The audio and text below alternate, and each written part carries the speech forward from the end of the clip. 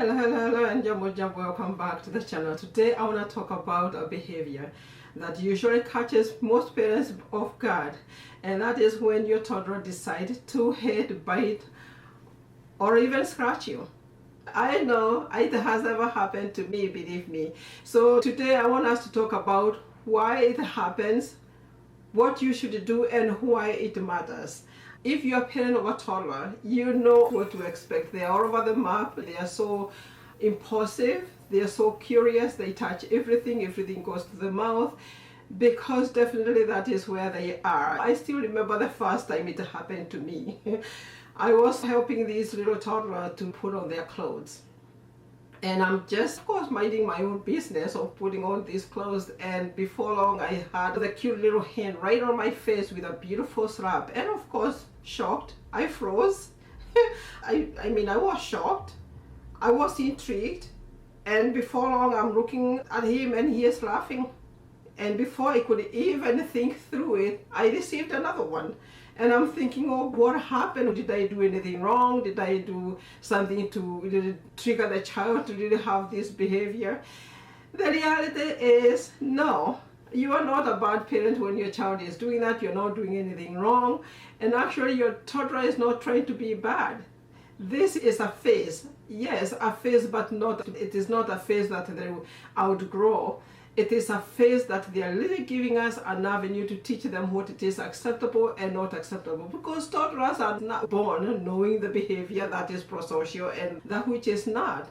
Our job becomes, when such moments happen, to sense that moment and to teach them the prosocial behavior that they're looking for.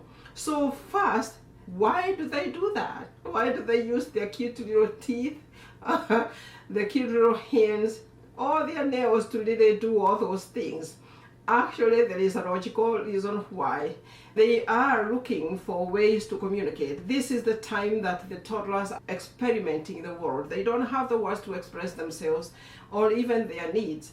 Neither do they know how things work. So what do? They start experimenting. So this is the time they do the cause and effect. So when they hit you, definitely, or they slap you, or they scratch you, or they even bite you, they're looking for what happens after that, because they don't know. And I don't know whether you have all watched when the child do that. What do you do as an adult? You raise up your eyebrow. Of course, your facial expression changes. Definitely your body language changes. You start talking so fast, you react. And of course, before you even realize, to the world of a toddler, that is too funny and too interesting. And guess what they do next? They hit you again, and they laugh so hard. But I can tell you gently that this is not a behavior, or this is not a phase to ignore. This is one we say so quickly so that we can introduce the best behaviors. The second reason why they do that is they're communicating, because they don't have words. The other day, of course, I had a toddler who came and just bit me. And before I looked, it's like the child is lifting up the hands because they needed a hug. Now, the key here to know is that the way you react, you give them an avenue on how things work. So do you want a good behavior? I'll walk you through step by step exactly what you're supposed to do with these two key things, which are developmental appropriate, inappropriate behavior, because they're experimenting, they're interacting with the environment, and they want to know how it works. Next time your toddler does this, whether it is the first time or it is the many times, the best thing you can do to really start having a better behavior for your toddler is to stay calm. Do not overreact. Let your face stay neutral.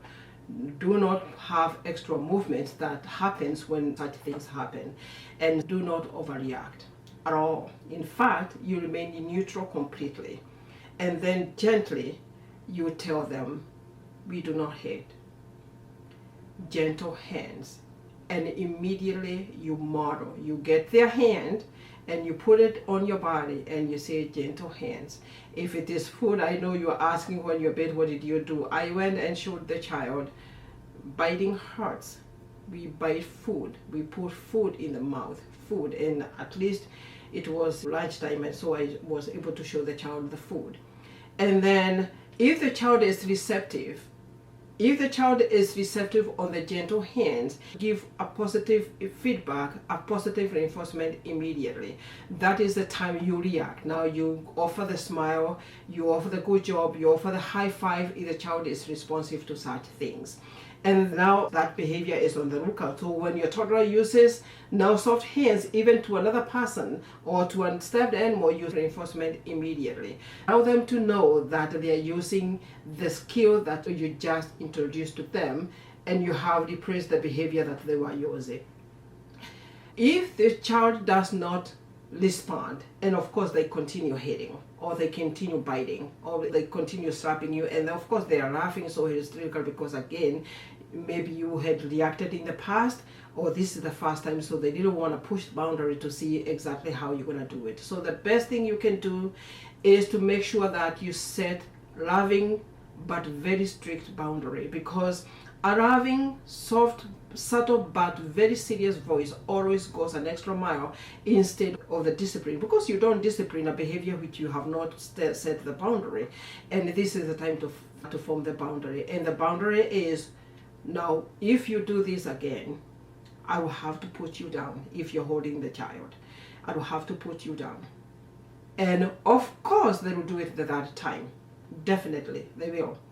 And when they do that, it is your time to follow through. You're still not reacting, you're still not changing the facial expressions or the gesture or the body language. It is that sort of loving voice that you're offering to this child, and then you put them down. You are still going to be on the lookout when they do the appropriate behavior of the gentle hands. That is the time you go for those hugs, you go for those high fives.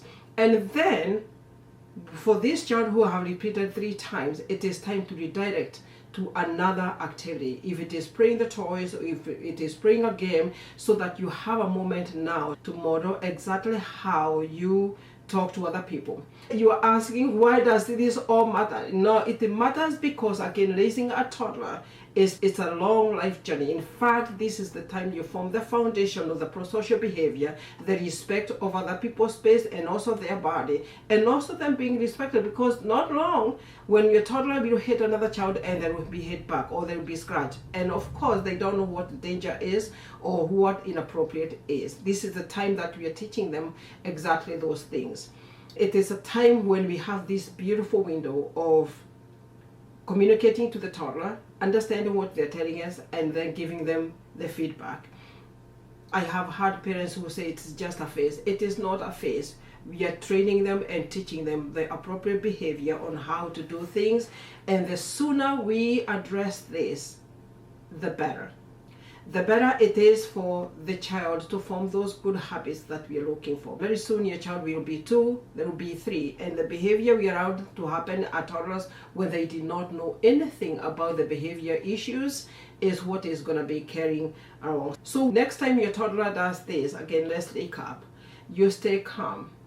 Make sure that you remain neutral, you don't overreact at all. The second thing you do is to use simple language to speak to the child, because when you use so many things, definitely that is overreacting. They are thinking it is very funny and interesting, and they continue with the behavior. The third thing you do is to model that behavior that you want to see. What it is that you want your child to learn, or what it is the behavior you want to teach the child at that moment. You model that, because again, they are not listening, they are watching on how you are doing things. And the next one is set clear but precise limits. And you make sure that you're following through when you do that, because this is what the child is seeing. When they see you do this or overreact, definitely they are looking for you to follow through until that behavior sticks. Let me know how you have dealt with the toddler's behavior, and especially this kind of, and what has worked, by commenting below. Remember also to like the video and to subscribe if you have not. Thank you so much for watching. See you in the next video.